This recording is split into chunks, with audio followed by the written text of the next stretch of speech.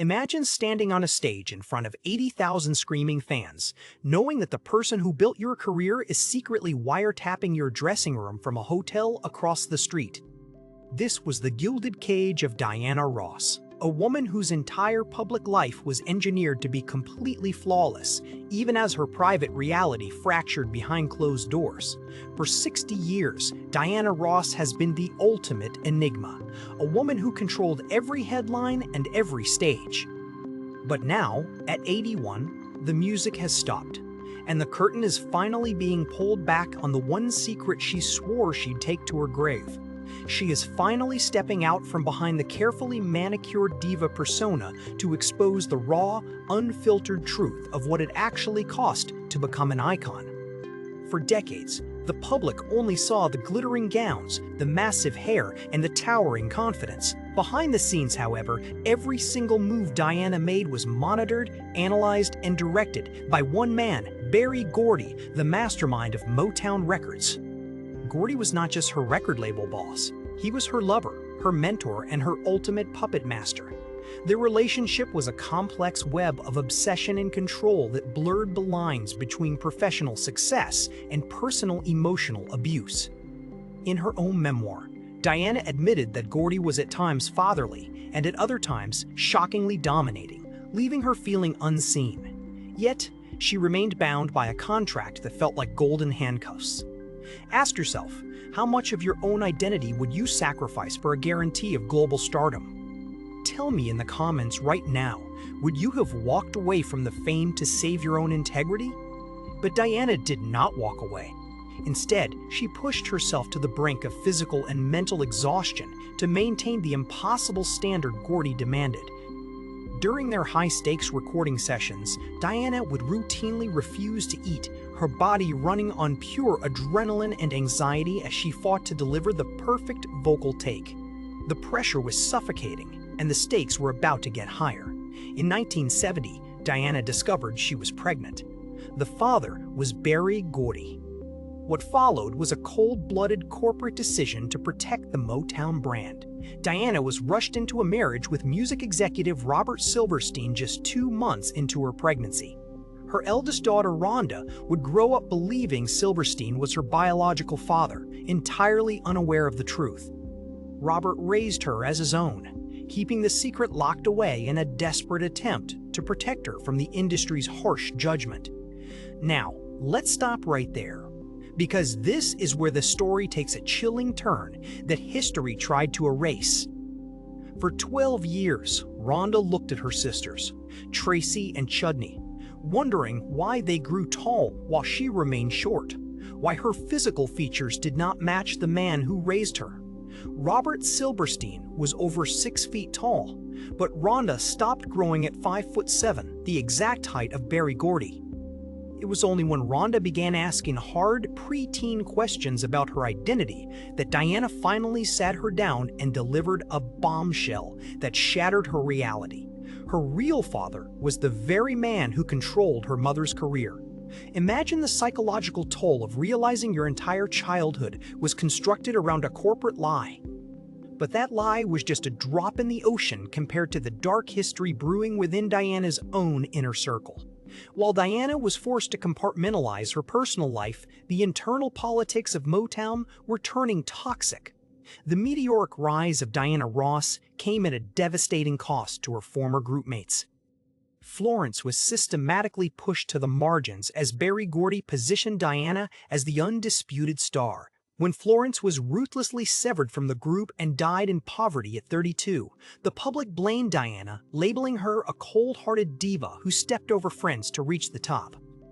Diana stayed silent, carrying the heavy burden of public hatred, while executives pulled the strings. But was Diana really the villain? Or was she just another victim of a predatory system designed to exploit young black talent? Let's look at the hard evidence. In 1981, Diana signed a historic $20 million deal with RCA Records, the largest in music history at the time. She walked away from Motown after 2 decades with a tiny $250,000 severance, trading her past royalties for total independence. She was determined to prove to Gordy that she did not need his machine to survive. At 37, she finally owned herself. But absolute independence came with absolute risk. To prove she didn't need Motown, Diana staged a massive, free, 2-day charity concert in New York's Central Park in 1983. Over 400,000 fans gathered on the Great Lawn. But on the first night, a massive thunderstorm rolled in, threatening a deadly panic. Diana stood in the pouring rain in her soaking orange jumpsuit, shouting, "It took me a lifetime to get here, and I'm not going anywhere." She kept singing to prevent a stampede, but the storm forced a costly reschedule. The city was left with a massive financial deficit and threatened to sue. To save her reputation, Diana personally wrote a check for $250,000 to fund the children's playground herself. She would pay any price to protect her image of flawless strength. The message was clear. Diana Ross would pay any price to maintain control. But what happens when that obsession with control collides with another superstar who is equally brilliant and equally damaged? Enter Michael Jackson. The connection between Michael and Diana is often painted as a simple mentor-protege bond, but their relationship was far more intense, bordering on a tragic obsession. Michael idolized Diana from the moment they met. He studied her stage presence, adopting her breathy vocals and absolute authority over an audience. But as Michael grew into a global superstar, his admiration transformed into something deeply complex. He openly admitted in interviews that he wanted to marry her, and he even wrote and produced her 1982 hit single, Muscles, naming it after his own pet boa constrictor as a bizarre tribute to her. Visitors to Michael's private home reported finding a room dedicated entirely to Diana, filled with hundreds of burning candles and photos of her face. When Michael passed away in 2009, his private will named Diana as the backup guardian of his children, the only person outside his family he truly trusted. Think about the weight of that responsibility. Why would one of the most scrutinized men in human history trust a legendary diva to raise his children over his own siblings? Write down your theory in the comments right now, because the answer lies in a pact of silence they made decades earlier. Diana and Michael were both child stars, molded and exploited by the same machine, knowing the terrifying isolation of being at the top of the world. But while Michael succumbed to the pressure, Diana survived by building a hard, impenetrable emotional wall. She tried to find normal happiness when she married Norwegian shipping magnate Arnis Jr. Norwegian shipping magnate Arnis Jr. In 1986, but tragedy struck in 2004 when Arnie fell to his death in a mountain climbing accident in South Africa.